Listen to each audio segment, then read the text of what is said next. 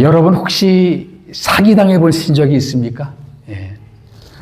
어떤 분들은 사기당해서 호주까지 오셨다고 하는데 우리 주변에는 사기당한 그런 케이스들이 아주 많이 있습니다. 요즘 보이스피싱이 기승을 부리고 있죠. 그래서 작년에 발표한 그 전년도 2022년도 보이스피싱 피해액을 보니까 1,451억 원이라고 합니다. 그러니까 국민 1인당 1,132만 원을 사기당한 셈이라는 거죠. 그만큼 속이고 거짓말하고 하는 것들이 참 많이 있죠. 오늘 여호수아 9장 말씀도 일종의 사기 사건, 기브온 사기 사건을 이야기하고 있습니다. 이스라엘 백성들이 가나안 땅에 진군했습니다. 그리고 어디를 정복했어요? 제일 먼저 여리고를 정복하고 그 다음 아이를 정복했죠. 이런 소문이 삽시간에 가나안 땅에 살고 있는 여러 부족에게 전파되었습니다. 그러니까 어떤 일이 일어났습니까? 1절 말씀 보니까 2일 후에, 이 일이 뭘까요? 여리고를 정복하고 아이를 정복하고 2일 후에 요단 서쪽, 요단강 서쪽이면 바로 팔레스타인 땅이죠. 요단강 동쪽은 어디예요? 지금의 요르단이죠. 그러니까 서쪽은 지금의 팔레스타인, 이스라엘 땅입니다.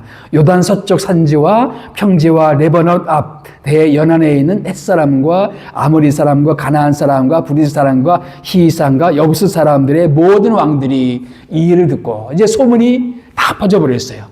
이스라엘 군대라는 사람들이 왔는데 이 사람들은 씨를 말리더라. 여리고 사람들 다 씨를 말려버렸고 아이 사람들 다 씨를 말려버리고 성을 불태우고 무서운 족속이 이 가나안 땅에 들어왔다더라. 소문이 퍼져버렸어요. 그래서 어떻게 했습니까? 2절 말씀 보니까 모여서 모든 왕들이 모였습니다. 일종의 이제 대책회의가 벌어진 거죠. 그래서 이 무서운 것들을 우리 각계 전투하면 안 되겠다. 모여서 연합적 전선으로 나가자. 그래서 어떻게 하게 됐습니까? 여호수아와 이스라엘에 맞서서 싸우려 하더라. 그러니까 그들이 하고자 하는 대책이 뭐였어요? 연합해서 대적하는 거죠. 연합해서 대적하는 거. 그래서 이렇게 각 부족의 대표들이 왕들이 모여서 연합해서 싸우기로 결정을 내렸어요. 그런데 이 결정을 내리고도 따로 다른 방안을 내놓은 이 부족이 있습니다. 그 부족이 오늘 나오는 기브온 부족입니다. 다 일제히 연합해서 이스라엘과 맞서 싸우자 했는데 이 사람들은 거기에 다른 방법을 썼습니다. 어떤 방법이었죠? 바로 이스라엘 백성들과 비밀리에 평화 조약을 맺는 거였어요. 그래서 서로 불가침 조약을 맺어서 우리 부족의 안녕을 도모하자, 안전을 도모하자라는 그런 계책이었습니다. 근데 한 가지 문제가 있습니다. 이스라엘은 가나안 땅에 있는 부족들과는 평화 조약을 맺을 수가 없는 입장입니다. 하나님께서 뭐라고 명령하셨습니까? 가나안 땅에 있는 모든 부족들을 어떻게 하라? 진멸하라. 다 죽여라. 다 씨를 말려버려라. 하나님 그렇게 말씀하셨어요. 그러니까 평화조약을 맺을 수가 없었어요. 그러니까 어떤 방법을 썼습니까? 가나안 땅에 살고 있지 않는 부족인 것처럼 속인 거죠. 그래서 어떻게 했어요? 멀리서 온 것처럼 가장을 한 거죠. 그래서 옷도 다 헤어진 옷을 입고 그리고 신발도 다 떨어진 신발을 신고 그리고 빵도 곰팡이가 쓰는 빵을 가지고 또 가죽부대도 포도주를 담은 가죽부대도 다 낡아 빠진 가죽부대를 안고 그리고 여호수아와 이스라엘 군대를 찾아온 거예요. 그리고 우리는 보십시오. 우리 집에서 왔을 때는 따끈따끈한 빵을 가지고 떠났는데 벌써 이거 너무 오래돼가지고 빵들이 다 곰팡이가 슬었습니다. 우리가 옷들이 다 멀쩡하고 신발도 멀쩡했는데 너무 오랜 여행길을 하다 보니까 옷도 낡았고 신발도 다 헤어졌습니다. 이렇게 먼 나라에서 온 것처럼 속였어요. 그래서 어떻게 했습니까? 그들과 조약을 맺죠. 그러니까 가나안 부족의 두 가지 전략은 뭐예요? 한쪽에서는 대적하는 것이고 또 한쪽에서는 속이는 거죠. 속이는 거. 이 두 가지 전략입니다. 그런데 공교롭게도 이 두 가지 대적하는 것과 속이는 것은 마귀의 이름입니다. 마귀의 이름이 뭐예요? 대적자죠. 대적자. 대적하는 자. 대적하는 자입니다. 대적하는 자. 그리고 속이는 자. 예수님이 마귀는 속이는 자다. 성경에 보면 마귀를 특징지는 가장 대표적인 두 가지. 마귀는 우리를 대적해서 할 수만 있으면 우리를 쓰러뜨리고 우리를 망가뜨리고 우리를 대적하는 자. 우리를 대적하는 자죠. 그리고 할 수만 있으면 우리를 속여서 우리가 누릴 수 있는 모든 축복을 누리지 못하게 하는 것입니다. 사실은 이스라엘 백성들은 기본 부족을 멸하고 그 땅을 차지할 수 있었죠, 원래는. 그런데 이 속아서 맺은 이 평화조약 때문에 결국은 기본 땅을 차지하지 못합니다. 두고두고 후회할 일이 생겨나게 되는 것이죠. 여러분, 우리는 어떤 의미에서 영적인 전쟁 가운데 있습니다. 우리의 대적, 마귀는 할 수만 있으면 우리를 대적하고 넘어뜨리고 쓰러뜨리고 우는 사자처럼 산길차를 찾는다고 했습니다. 마귀는 우리 눈에 보이지 않지만 계속해서 우리를 속이고 미혹하고 잘못된 것을 믿게 하고 쓰러뜨리려고 하고 있습니다. 우리는 영적인 전쟁 속에 우리는 처해 있습니다. 마귀의 괴교, 마귀는 우리를 속이려고 여러 가지 계책을 하면서 우리 그리스도인들을 넘어뜨리려고 하고 있습니다. 그래서 오늘 이 기본 부족이 어떻게 이스라엘 백성들을 속였나를 보면서 마귀는 어떻게 우리를 속이고 우리를 미혹시키는가를 몇 가지 교훈을 살필 수가 있습니다. 이 기본 부족은 어떻게 이스라엘 백성들을 속였나? 그리고 마귀는 어떻게 우리를 지금도 속이고 있는가? 몇 가지 교훈을 받을 수 있는데요. 첫 번째는 뭐예요? 하나님의 이름을 이용해서 우리를 속인다는 것입니다. 이 9절 말씀 보면은 이렇게 돼 있죠. 다 같이 한번 읽어봅시다. 시작. 그들이 여호수아에게 대답하되 종들은 당신의 하나님 여호와의 이름으로 말미암아 심히 먼 나라에 왔사오니. 그렇죠?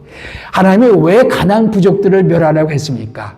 가나안 부족들이 섬기고 있는 우상들을 이스라엘 백성들이 본받아서 가나안의 신들을 섬길까 봐 가나안 부족들을 다 멸하라고 했습니다.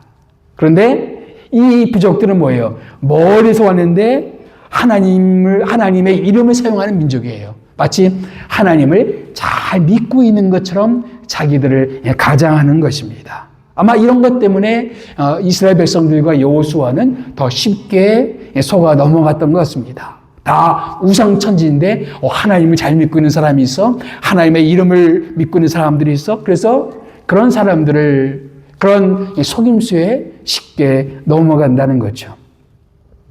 요즘 대한민국이 어수선하죠. 결국은 대통령이 구속되는 그런 자리까지 오게 됐습니다. 근데 이 모든 일련의 과정 속에 어떤 이들은 기독교의 이름으로 혹은 하나님의 이름으로 윤 대통령을 지지하기도 하고 혹은 반대하기도 하고, 그러니까 마치 그를 지지하거나 반대하는 것이 하나님을 그를 지지하고 반대하는 것이 하나님을 잘 믿는 한 방편인 것처럼 우리를 속이는 사람들이 많습니다. 그래서 때로는 유명한 목사님이 동원되기도 하고, 때로는 기독교적인 이름으로 혹은 교회 이름으로 이런 일들을 행하기도 합니다. 우리가 주의할 것은 뭐냐면은 기독교가 한 이념화되는 것입니다. 이쪽이든 저쪽이든 한쪽으로 이념화되는 거예요. 그리고 그것을 기독교 이름으로 하게 되는 경우들이 많습니다. 사실 기독교는 여당도 아니고 야당도 아닙니다. 기독교는 하나님의 나라죠. 하나님의 나라를 추구하는 것입니다. 때에 따라서는 여당도 비판할 수 있어야 되고, 때에 따라서는 야당도 비판할 수가 있어야 되고, 사람들은 자꾸 어느 한쪽 편을 들려고 우리를 그렇게 부추기고 있지만, 우리는 하나님의 말씀을 계속해서 붙들고 있으면서 사안에 따라서 이것이 하나님 뜻에 부합하는가 부합하지 않는가를 민감하게 예민하게 살펴볼 필요가 있습니다. 보면은 교회 장로님들이 권사님들이 보내오는 카톡 메시지를 보면은 참 마음이 아플 때가 참 많아요. 그것들이 마치 신앙인 것처럼 그렇게 생각들을 하신단 말이죠. 그래서 사실은 마귀가 예수님을 시험할 때도 비슷한 방법을 썼습니다. 예수님이 성전 꼭대기에 있었을 때 마귀가 뭐라고 부추겼습니까? 뛰어내리라 하면서 성경 말씀을 인용합니다. 시편 말씀이 있는 말씀이었어요.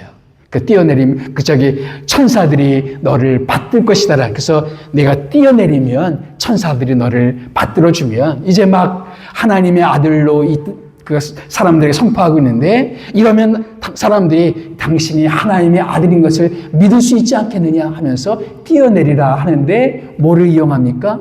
성경 말씀을 이용합니다. 마귀가 성경 말씀을 이용해서 우리를 시험할 수 있습니까? 있을까요? 없을까요?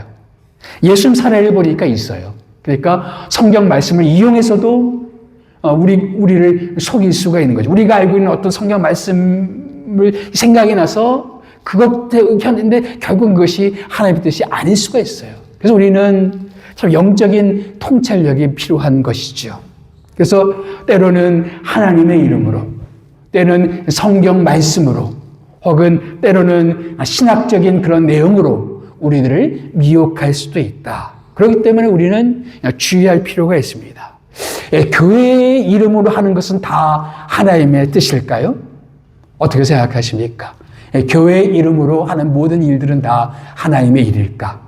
그렇다면 중세기에 있었던 교회가 결정했던 십자군 전쟁, 마녀 사냥, 혹은 면벌부 판매, 이런 것들도 하나님의 뜻이었을까요?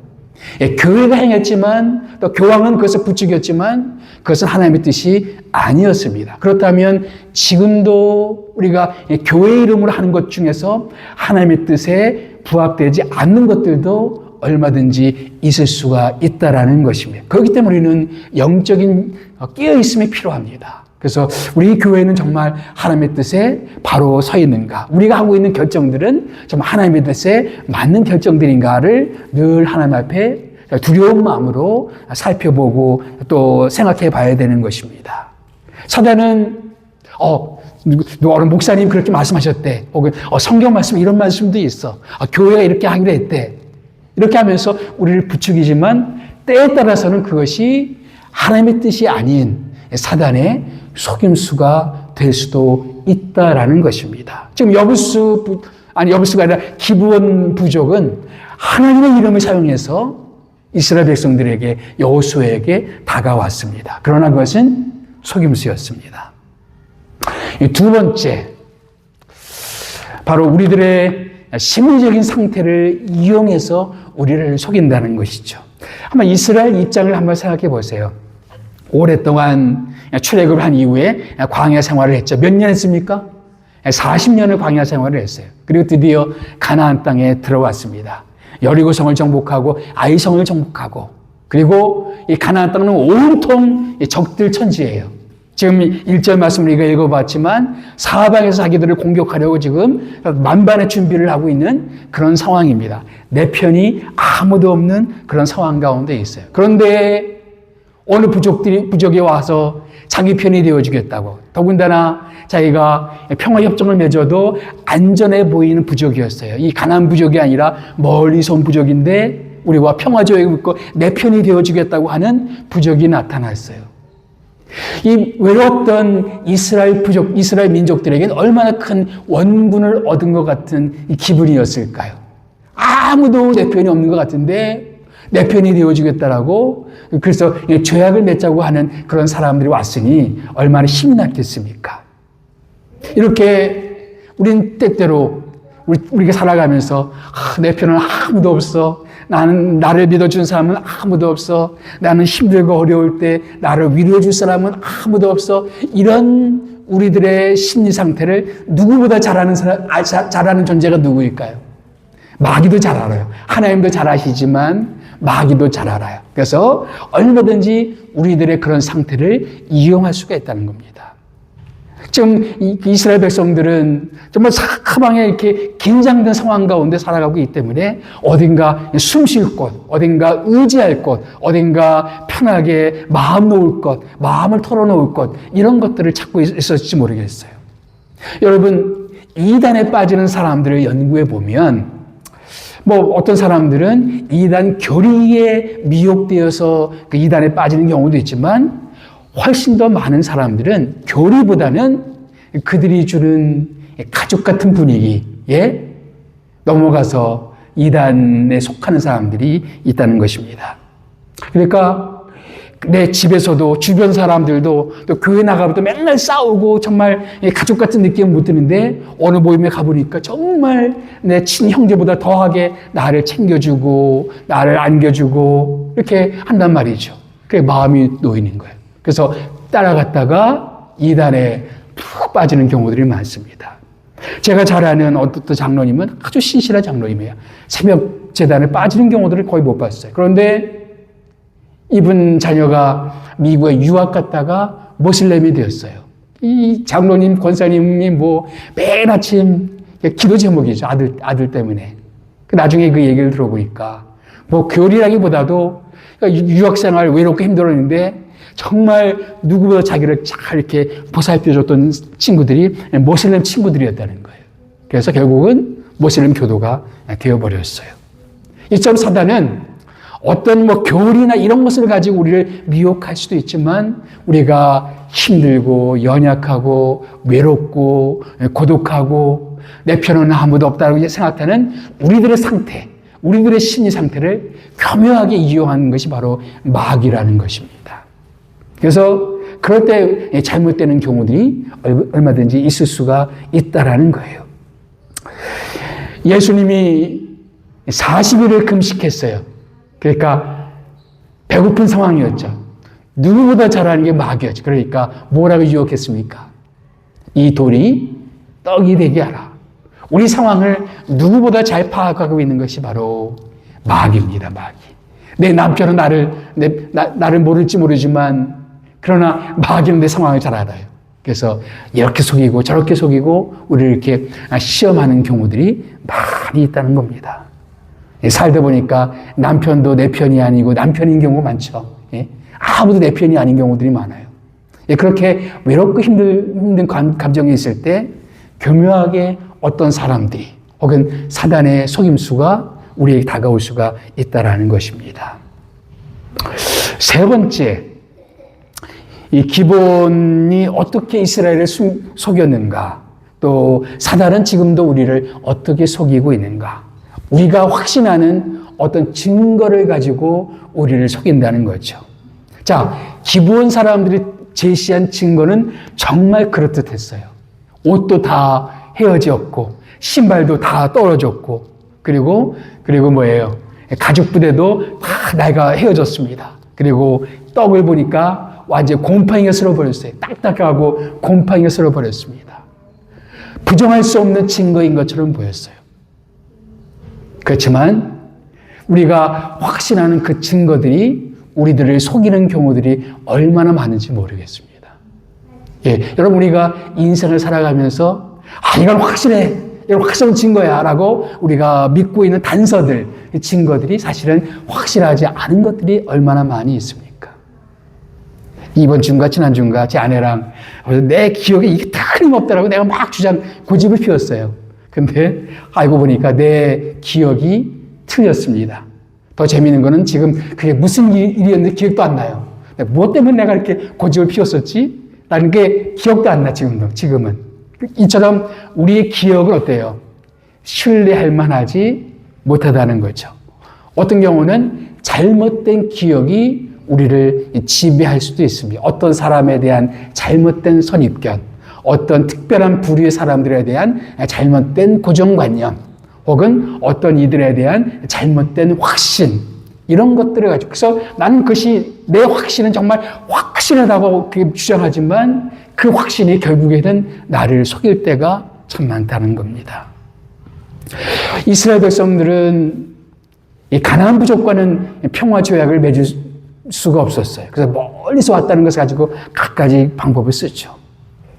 여러분, 요즘 뉴스에서 많이 나오는, 전에는 그런 게 귀에 잘 안 들어왔는데 요즘에 많이 나오는 말 중에 증거가 오염되었다 혹은 오염된 증거, 이런 표현이 많이 씁니다. 많이 나옵니다.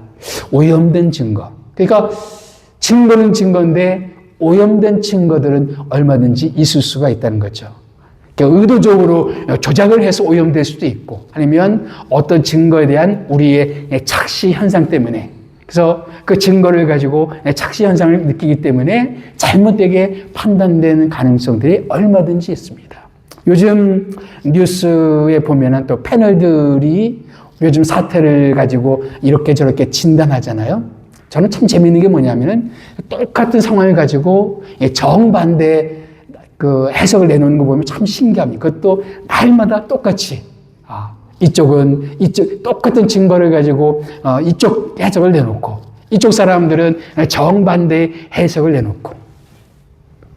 또 더 재밌는 건 뭐냐면은 진보 성향의 사람은 언제나 그쪽 해석을 해요. 그리고 보수 성향의 또 패널들은 언제든지 그쪽 해석을 합니다. 신문 또 방송들도 마찬가지죠. 어떤 방송은 항상 그런 논조로 뉴스를 내보냅니다. 또 이쪽 방송은 항상 또 이쪽 방향으로 똑같은 사안을 가지고 또 방송을 내보냅니다. 신문도 마찬가지예요. A라는 방향으로 하고 또 B라는 방향으로 하고. 그러니까 증거를 보지만, 단서를 보지만, 사실을 보지만 그것을 바라보는 사람들의 판단과 해석은 얼마든지 오염될 수가 있다는 거예요. 정확하지 않을 수가 있다는 겁니다. 누가 옳은지는 잘 모르겠어요. 시간이 지나가면 더 옳게 판단하겠죠. 그렇지만 우리가 이 땅에서 확실하다고 믿고 있는 증거들도 마찬가지예요. 그래서 A를 보면서 우리는 정확하게 A라고 판단을 할 수 있어야 되는데, A를 보면서도 B라고 판단하고 C라고 판단하고 D라고 판단하고 얼마든지 다르게 판단할 수가 있다. 이스라엘 백성들은 이 기브온 부족이 주는 그 빵들을 만져보고 조사도 했어요. 그리고 이 사람들은 진짜 멀리서 온 부족이다라고 확신을 했습니다. 그리고 그 확신으로 평화조약까지 맺었지만, 그것 때문에 이 단 한 번의 이 조약 때문에 두고 그 땅을 차지하지 못하는 그런 결말을 갖습니다. 아니 조약한 것 취소하면 되지 않느냐라고 말할지 모르지만, 여러분 다윗 때 그런 일이 있었어요. 3년 동안 기근이 일어났어요. 그래서 왜 기근이 일어났는가? 그래서 어떤 선지자를 통해서 물어보니까 그 전왕 사울 왕이 기브온 부족을 학살한 것 때문에 이 재앙이 내렸다라는 그런 성경 기록이 있습니다. 그러니까 아무리 속여서 조약을 맺은 것이라 할지라도 하나님의 이름으로 맹세한 것이라면, 하나님의 이름으로 조약을 맺은 거라면 그것은 유효한 거예요. 취소할 수가 없는 거예요. 그래서 이스라엘 백성들은 한 번 속아서 기브온 부족과 그런 조약을 맺었지만 그 결말은 영원히 지속돼 버렸어요. 우리가 확실하다고 믿고 있는 어떤 이념들도 마찬가지입니다.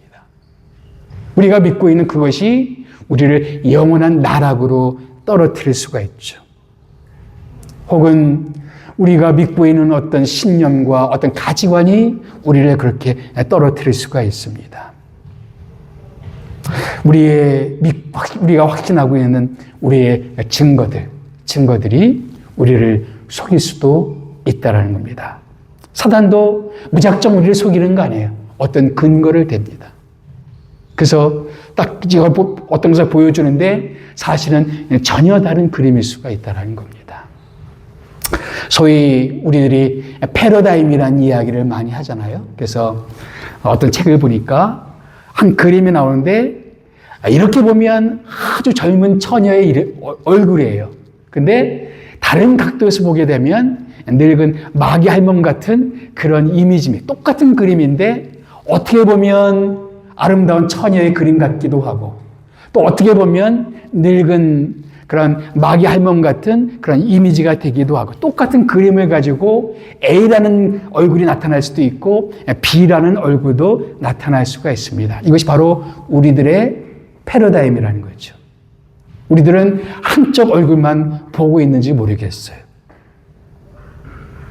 또 한 가지, 네 번째, 가장 결정적인 것은 뭐냐면은 하나님께 묻지 않은 우리의 자만심 때문에, 하나님께 묻지 않은 우리의 자만심 때문에 자만심으로 우리를 속일 수가 있다는 거죠. 예. 14절 말씀을 읽어볼까요? 우리 다 같이 읽어봅시다. 시작. 무리가 그들의 양식을 취하고는 어떻게 할지를 여호와께 묻지 아니하고, 그래서 속았다는 거예요.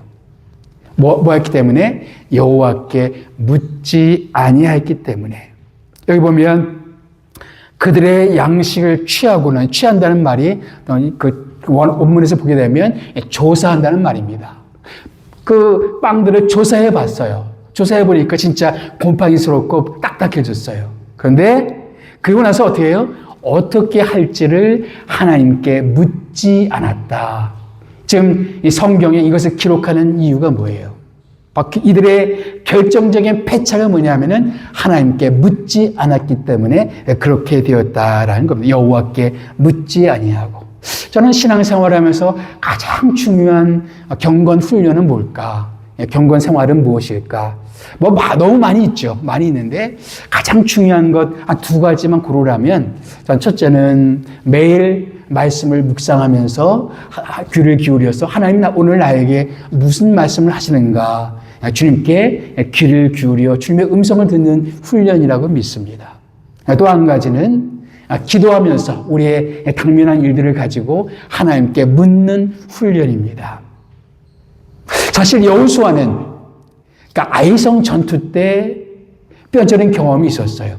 사실 여호수아서를 읽어보면 곳곳에 나오는 표현이 뭐냐면은 여호수아가 아침에 일찍 일어나 요단강을 건널 때에도 여리고성을 정복할 때에도 정탐꾼을 보낼 때에도 아침에 일찍 일어나. 그런데 아이성 전투에는 그 표현이 없어요. 아이성은 너무 작은 성이었어요. 또 정탐꾼들이 갔다 와서 뭐라 하기를 우리 군대를 다 보낼 필요도 없습니다. 2, 3천 명 보내면은 우리 승리할 수 있습니다. 그래서 기도도 하지 않고 그냥 군대를 보냈다가 대참패를 하죠. 그렇죠? 네. 그래서 거기서 나중에 또 밝혀지는 게 뭐냐면은 아간의 범죄도 밝혀지고 뼈저린 경험을 하고 나서 다시 제2차 아이성 전투에 다시 등장하는 표현이 뭐냐면은 여호수아가 아침에 일찍이 일어나, 이 표현입니다. 여호수아가 아침에 일어나. 그러니까 아이성 전투를 통해서 뼈저리게 경험했던 그 경험이 뭐였어요? 하나님께 묻지 않았을 때 우리는 뼈아픈 실패를 할 수가 있다라는 것을 경험했어요. 그런데 이 9장에서 똑같은 실수를 반복합니다. 그러니까 아이성 전투에서 하나님께 묻지 않았기 때문에 정말 뼈아픈 경험을 했음에도 불구하고 또 한 번 이 9장에 와서 여호와께 묻지 아니함으로 속아서 그들이 누릴 수 있는 그 기업의 축복을 누리지 못하는 그런 결말을 갖게 되었습니다. 여러분, 이것이 바로 왜 사람들은 그렇게 기도하기를 싫어할까요? 왜 사람들은 그렇게 하나님께 묻고 하나님께 상의하고 하나님을 의지하면서 나아가는 것을 왜 이렇게 싫어할까요? 저는 그것이 죄의 본질이라고 믿습니다. 죄란 근본적으로 교만이에요. 하나님을 의지하지 않고도 잘 살아갈 수 있다는 것이 죄의 본질입니다. 그래서 그냥 뭔가 누군가를 의존하고 누군가를 의지하고 이렇게 하는 것보다는 내가 판단하고 내가 생각하고 내가 결정하고 내가 주인인. 그래서 영어 성경 보면은 그 죄란 단어가 뭐예요? sin, 그렇죠? S-I-N. 그 단어의 가장 중앙에 있는 단어가 뭐예요? 알파벳이 뭡니까? I, 그렇죠? 내가 중심이 되는 게 죄예요. 내가 중심이 되는 거. 그래서 내가 중심이 되어서 내가 판단하고 내가 결정하고 뭐든지 내가 하려고 하는 것. 결국은 사단은 우리의 그런 교만심을 부추긴단 말이죠. 누구 의지하지 않아도 맨날 기도하는 것보다도 내가 열심히 노력하고 힘있게 열심히 준비하고 이렇게 하면 하나님 축복해 주시는 거지. 이렇게 우리를 속일 수가 있다는 거죠. 그러나 성경이 우리에게 가르치는 훈련은 뭐예요? 여호와께 매일매일 나가서 기도하고 하나님께 묻고 하나님 이것은 어떻게 하면 좋아요? 이건 어떻게 하면 좋아요? 이 문제는 어떻게 하면 좋아요? 매일 주님께 기도하는 훈련. 그것이 없었기 때문에 이 기부원 부족에 속았다는 거죠. 결국 그래서 어떻게 했어요? 기부원 부족과 조약을 맺었습니다. 3일 뒤에 밝혀졌어요. 기부원은 멀리 있는 부족이 아니라 바로 아주 가까이 있는, 그것도 아이성 바로 근처에 있었던 이 성이라는 그런 부족이라는 것이 깨닫게 되었습니다. 그래서 이제 백성들은 지도자를 원망하죠. 원망하는데 지도자들은 그럼 어떻게 하냐? 우리가 이미 하나님의 이름으로 조약을 맺었는데 어떻게 하냐? 이건 물을 수가 없다. 그래서 조치를 취합니다. 어떤 조치를 취합니까? 그래서 그들의 생명을 취할 수는 없지만 그러면 그들을 우리의 종으로 삼자 하고 다른 방안을 마련합니다. 여러분, 여기서 한 가지 우리가 교훈을 배울 수가 있어요. 우리가 인생을 살아가면서 완벽할 수는 없어요. 때에 따라서 우리는 정말 결정적인 실수들을 할 수가 있습니다. 그러나 이때 우리 참 주의할 게 뭐냐면은 이런 실수 때문에 자꾸 우리는 누군가를 비난하고 싶어요. 남편을 비난하고 아내를 비난하고 혹은 자녀를 비난하고 부모를 비난하고 혹은 친구를 비난하고 관계된 누군가를 비난하고 싶어해요. 이스라엘 백성들도 처음에 비난을 했어요. 그러나 혹은 이스라엘 백성들이 그렇게 할 수도 있죠. 막 자책하는 거죠. 계속 네가 왜 이렇게 어리석어서 그런 어리석은 결정을 했느냐 자책할 수도 있었겠죠. 그런데 중요한 거는 실수할 수는 있지만 그 가운데서 우리가 취할 수 있는 최선은 무엇인가? 그러면 결말은 뒤집을 수가 없지만 이 기부원 부족과 평화조약을 맺은 것은 우리가 어찌할 수는 없지만 그러면 여기서 우리가 할 수 있는 방안은 무엇인가? 찾아보는 거죠. 여호수아는 찾은 게 뭐예요? 그들을 진멸할 수는 없지만 그렇다면 그들을 우리의 종으로 삼자. 더군다나 어떤 종? 우리 이 말씀을 봅시다. 23절 말씀 시작. 너희가 대를 이어 종이 되어 다 내 하나님의 집을 위하여 나무를 베며 물 깃는 자가 되리라. 이제 가나안 땅을 정복하게 되면 거기에 이제 성전이 지어질 것이겠죠. 하나님의 집이 세워질 거예요. 그래서 기부원 부족은 앞으로 하나님의 성전을 섬기는 종들, 그래서 제사장이 있고 레위 사람들이 있는데 레위 사람들을 돕는 조력자들, 그래서 성전 종들이라 불러요. 나중에 이것을 다른 이름으로 불려지게 되는데 바로 느드님 사람들이라고 불립니다. 느드님 사람들. 그래서 느드림 사람들이 바로 성전 종들이었어요. 그래서 성전 제사가 있을 때 레위 사람들도 때로는 장작도 패고 필요한 물도 깃고 필요한 일들을 하는 사람들이었습니다. 재미있는 것은 이스라엘 백성들이 이제 역사가 흘러가서 여러 왕들이 있은 후에 이스라엘 백성들이 포로가 되죠. 어디에 포로가 됩니까?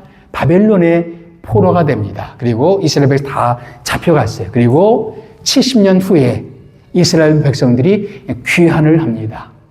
특별히 에스라서를 읽어보면 에스라가 귀환할 때 거기 특별히 어떤 사람들을 기록하고 있는 바로 느드림 사람들을 기록하고 있어요. 이 사람들이 아주 다수의 사람들이 이 귀환 행렬에 동참을 하는 거예요. 돌아오면 뭐 할 거예요?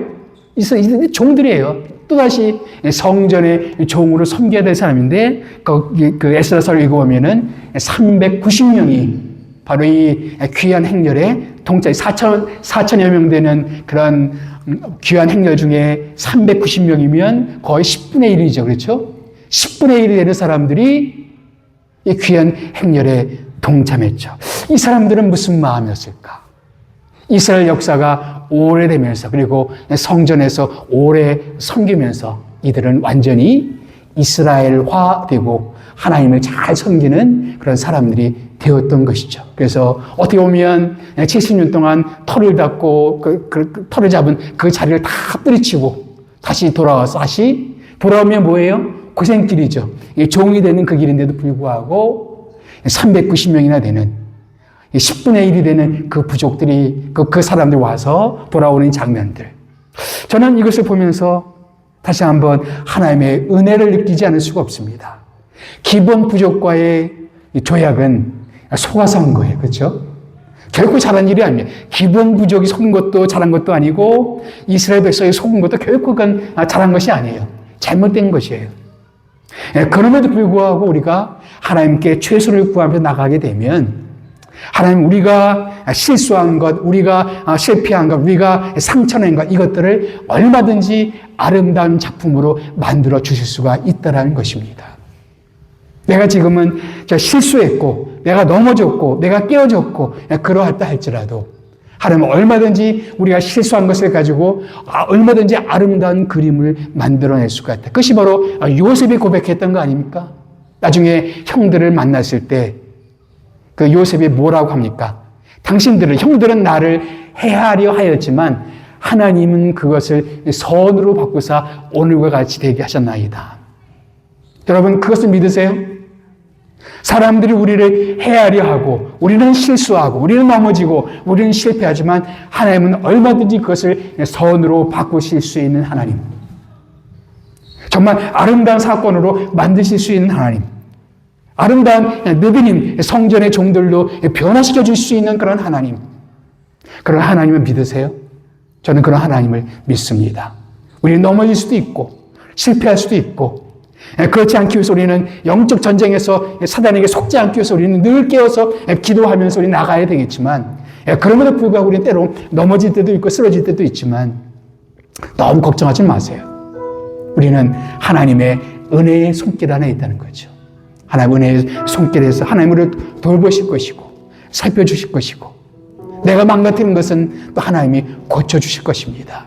결국 하나님은 하나님 나라의 완전한 그 나라에 들어갈 때까지 우리와 함께 해주실 것입니다.